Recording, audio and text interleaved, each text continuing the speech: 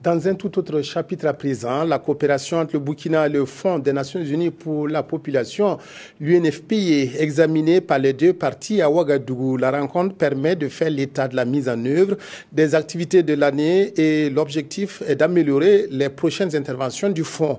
Au cours de cette année, l'UNFPA a mis à la disposition du ministère de la Santé plus de 100 millions de francs CFA et des équipements. Panwadrogo, Jean Zongo, Maxime Zongo.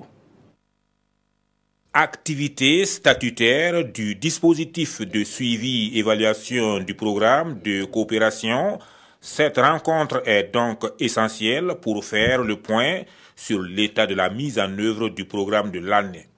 Elle offre également une opportunité pour tirer les enseignements utiles afin de mieux définir les priorités du futur. Les résultats que nous avons enregistrés sont satisfaisants.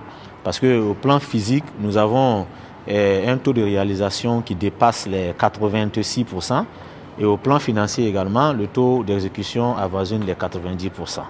Au cours de l'année 2016, la présence de l'UNFPA aux côtés de l'État burkinabé aurait été particulièrement remarquable sur le plan sanitaire, notamment dans son volet gratuité des soins. Au niveau de la mise en œuvre du plan national de développement économique et social, le Fonds des Nations Unies a contribué à la mise en œuvre de la gratuité des soins pour les femmes et les enfants de moins de 5 ans et à hauteur de plus de 120 millions.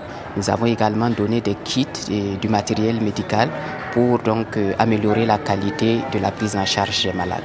Au total, ce sont près de 4 milliards de francs CFA qui ont été mobilisés pour le financement de plusieurs programmes.